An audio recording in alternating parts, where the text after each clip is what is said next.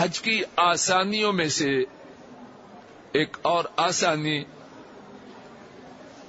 اور اس کے بارے میں حدیث پاک سننے سے پہلے سر کے اوپر کوئی چیز رکھنا، اس کی دو صورتیں ہیں۔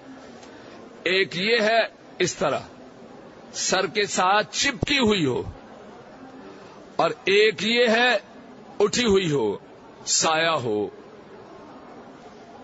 دونوں صورتوں میں فرق ہے۔ سر کے ساتھ چپکانا یہ ناجائز ہے۔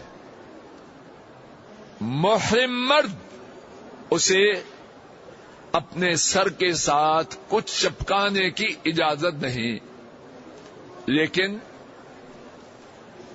محرم کا سایہ کرنا، چادر فاصے پہ رکھی جائے، چھتری، خیمہ، بس، جہاز، کسی چیز کا سایہ، اس کا کیا حکم ہے؟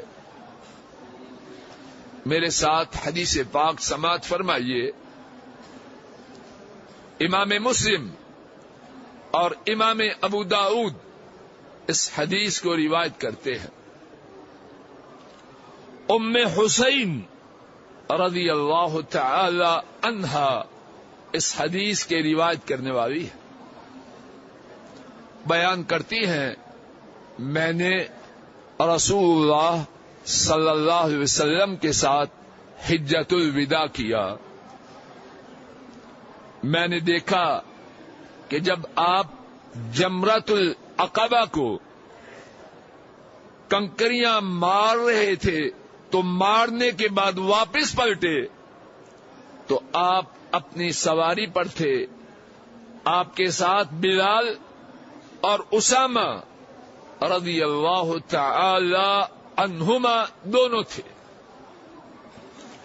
ایک نے آپ کی سواری کی لگام تھام رکھی تھی اور دوسرے نے سورج سے بچانے کے لیے اپنا کپڑا، اس کا سایہ رسول کریم صلی اللہ علیہ وسلم کے سر مبارک پر کیا ہوا تھا۔ بات سمجھ میں آ گئی؟ تو رسول کریم صلی اللہ علیہ وسلم کنکریاں مار کر واپس تشریف لا رہے ہیں، بلال و اسامہ رضی اللہ عنہما ان کے ساتھ ہیں۔ ایک نے سواری کی لگام کو تھاما ہے اور دوسرے نے اپنے کپڑے کے ساتھ رسول اللہ صلی اللہ علیہ وسلم کو سورج کی گرمی سے بچانے کے لیے اوپر سایہ کر رکھا ہے۔ امام ابو داؤد اس حدیث پر عنوان، ٹائٹل تحریر کرتے ہیں، باب فی المحرم یظلل یا یظلل، اس بارے میں باب کہ محرم پر سایہ کیا جا سکتا ہے، یا اس بارے میں باب کہ محرم اپنے لیے سایہ کر سکتا ہے۔